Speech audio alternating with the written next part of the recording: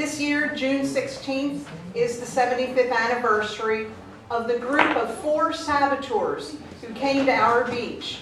They came on shore at night, dressed in American civilians' clothes. After burying boxes containing explosives in the dunes, they boarded a bus and headed to New York to rendezvous with the other team of saboteurs. But 2 members of the New York team betrayed the operation to the FBI, and the saboteurs never got a chance to cause any trouble. All were apprehended, tried, and convicted. The 2 informers went to prison and were freed and sent back to Germany after the war. The others were electrocuted on August 8, 1942, only 2 months after landing on U.S. soil. The 8 saboteurs were trained in Germany. Their plan, which Hitler himself had set in motion, was to sabotage America's war industries and large population centers. The 8 were selected for the plan mostly because they all lived in America before the war, some of them for many years, and knew their way around. A number of books have been written about the operation, including Saboteurs by Michael Dobbs and They Came to Kill by Eugene Ratchless. The titles of the book tell the story. They came to America to cause mayhem. The 8 men had a lot of money, well over $160,000, and they had instructions for where to go. There's an historical marker titled Operation Pastorius, and today it sits in front of the Ponte Vedra Inn and Club. But no, that's not where the saboteurs landed. They were a little further south on the 900 block of Ponte Vedra Boulevard. It was unfortunate that the marker, which was put up in 1968, was stolen 2 times over the years. The first time it just disappeared. The second time, the new marker was found by a landlord after his renters moved out. After some discussion, it was decided that someone taking down a huge historical marker on Ponte Vedra Boulevard in front of the Ponte Vedra Inn and Club would be noticed pretty quickly. And so far, so good. I came to Florida in 1975 from Philadelphia. I was very aware of the name on the plaque, Franz Daniel Pastorius. There's even a huge statue in Germantown, which is now part of Philadelphia. There are various historical markers in that area, including the one that the German immigrants under Pastorius wrote the first Emancipation Proclamation in America in 1688. I had lived here for several years when I was driving south on Ponte Vedra Boulevard and noticed an historical marker with my great-great-great-great-great-great-great-grandfather's name on it. My first reaction was reasonable. I figured that not all of the Pastorius family came to America on the one ship, and maybe a Pastorius was still around during World War II. But it kind of nagged me. Was a relative of mine trying to hurt Americans? I knew the German tricentennial would be in Philadelphia in 1983 with Vice President at that time, George Bush, and the President of West Germany, Karl Karstens, and a slew of other important dignitaries. There were even special tables for the descendants, and I was going to go with my family. I wanted to find out why the Pastorius name was on the marker before I went to that event. I called several people at the Beaches Historical Society. They were aware of the sign, but didn't know why Pastorius' name was on it. Next, I called the St. Johns County Historical Commission. They were the ones who erected the sign in 1968, but they had no idea about Pastorius either. Since the marker says the spies were captured by the FBI, I called the local FBI office to see if they could provide any information. However, there was no FBI office in Jacksonville in 1942 when the spies landed, so they didn't have any information downtown. I was referred to the Miami FBI office. The Miami office sent me to the Washington, D.C. office. But before that, an agent in Miami did volunteer the information that frequently the operations are named after someone who was involved in them. I was a little more worried. I really did not want to find out that one of my German relatives had been one of the spies. Before I called Washington, I checked with the downtown library. They told me to come into town and I could go through old newspaper microfilms for June through July of 1942. While the incident was prominently mentioned, the name Operation Pastorius was not in the papers. Finally, a library worker found a book that had been written about the operation called They Came to Kill by Eugene Ratchless, and in the chapter titled Operation Pastorius, we discovered the information we had been looking for. In 1683, Franz Daniel Pastorius led 13 families of Mennonites and Quakers to sail to Philadelphia on a grant from William Penn. Naturally, it was named Germantown, which is now part of Philadelphia. And here's the punchline. The organizer of the German saboteurs was a history buff, and he thought it would be humorous to name his German immigrants into America in honor of the man who brought the first German immigrants into America. I get a lump in my throat when I stand up by the Operation Pastorius marker for a photo and knew why my 8th great-grandfather was up there. I've always enjoyed history, but this makes it much more personal. Thank you. Did I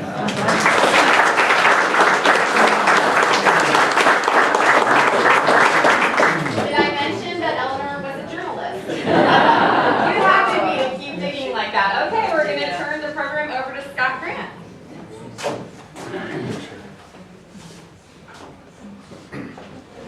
75 years ago today, as we've already discussed, there's this dramatic event in Jacksonville Beach that some people in the audience remember, which is really nifty that we still have people around who do.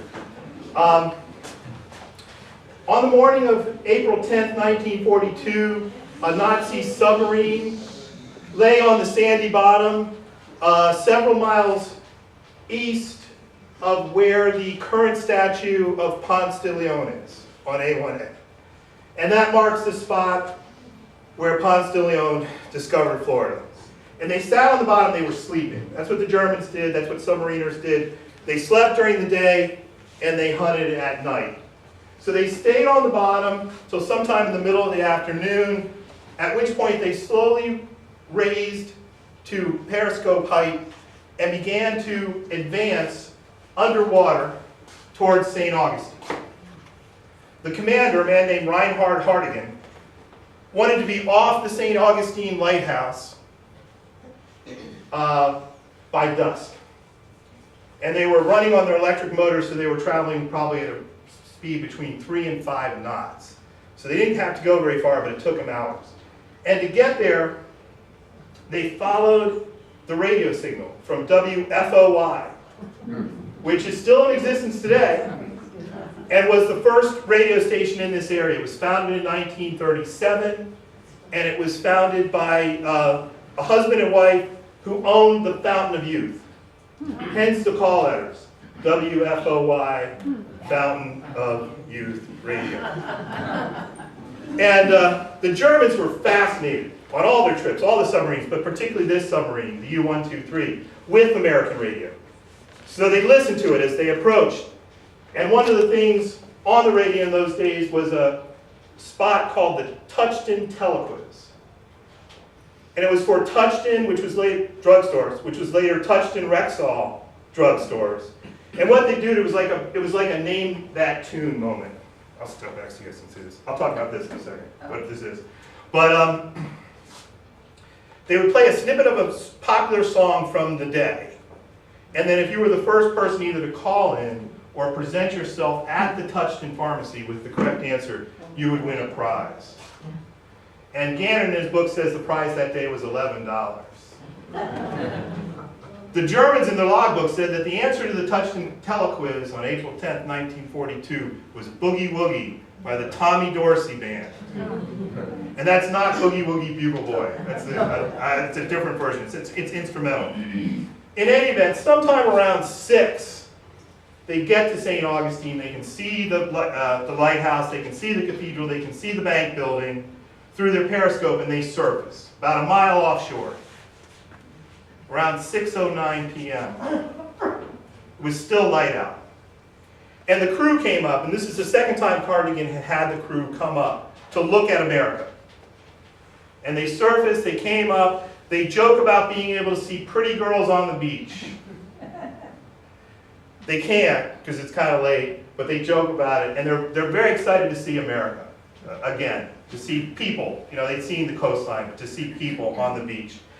And then they begin to just slowly cruise up and down off St. Augustine from Marine Land, which was called Marine Studios in those days, in the south, up to the casino at Volano in the north. Always keeping the St. Augustine Lighthouse in view. That was their marker. So they knew that that's where they were. Marine Land, Marine Studios, would have been tremendously lit up. That was also founded in 1937, and at that point it was the single most popular tourist destination in the state of Florida. And it was popular because they had a lot of marine animals, but it was also popular for the same reason things get popular today. The rich and famous liked to go to Marine Land. And they liked to go to Marine Land because it was founded by a guy named Count Ilya Tolstoy, who's the grandson of Leonid Tolstoy, who wrote War and Peace. And Ernest Hemingway used to like to hang out at the Moby Dick Bar and Grill, which was which was managed by Rawlings' husband. Rawlings is the woman who writes The Yearling. So they apparently meet one day and exchange notes, and Ernest Hemingway sends her a letter, a note that says something like, you know, I'd like to have you drink with you if you are, in fact, Rawlings. I forget, it's a long name, I forget it off the top of my head. Marjorie. Marjorie, thank you. I knew you guys could help me out. I knew you guys would know. And he sends one, or she sends one back and said, yeah, the lady would be delighted if you are, in fact, Ernest Hemingway. It's probably a good time to pause and show you what we're looking at. These are actually stills, but the video that you're seeing is actual footage of the submarine that was off our coast 75 years ago tonight. The film footage comes from a 1941 German film called U-Boats Westward. And we would call it a propaganda film. U-2613. We would call it a propaganda film, but it was a propaganda film the same way Casablanca was a propaganda film. This was shown in the movie theaters. Tens of thousands, perhaps hundreds of thousands of Germans went to the movie theater to see this movie. And as luck would have it, they used the U-123 for all the outdoor video that they shot in this movie. So when you see it, that's what it would have looked like as it cruised up and down the coast from Marine Land to the casino at Volano, looking for a target. They wanted to sink something. Their ideal target would have been an oil tanker. Cardigan and the U-123 had sunk 2 oil tankers 3 nights earlier off Brunswick, Georgia. The SS Oklahoma and the SS SO Baton Rouge. Both ships would later be salvaged and put back into service. And in fact, the SS SO Baton Rouge gets sunk again in July 1943 off the coast of West Africa as part of Operation Torch. Just back to the video. It says on there U-2613. The U-2613 was commissioned in November of 1943, and the Germans stopped production. It was never finished on December 1st, 1944. So what they're doing there is they changing the number for censorship. No, war safety. We would have done the same thing. We would have put a submarine or a battleship in a movie. We would have changed the number to make it look like it was something else. But that's actual picture there as well. All the pictures are pictures of either the U-123 or the Gulf of America. So they're cruising, they're looking for a target, and sometime after dusk, they see the outline of an oil tanker headed north along the coast. And they can see the outline or the silhouette because the lights of St. Augustine are so bright behind. Hartigan decides to give pursuit.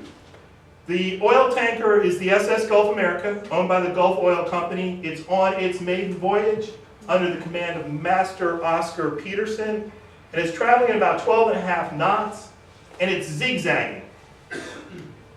And as it passes Ponte Vedra, they stop zigzagging. And they just cruise right along the coast, about 3 to 4 miles off the coast, due north. And we surmise that Peterson does that because he's approaching the naval base at Mayport. And he feels safe.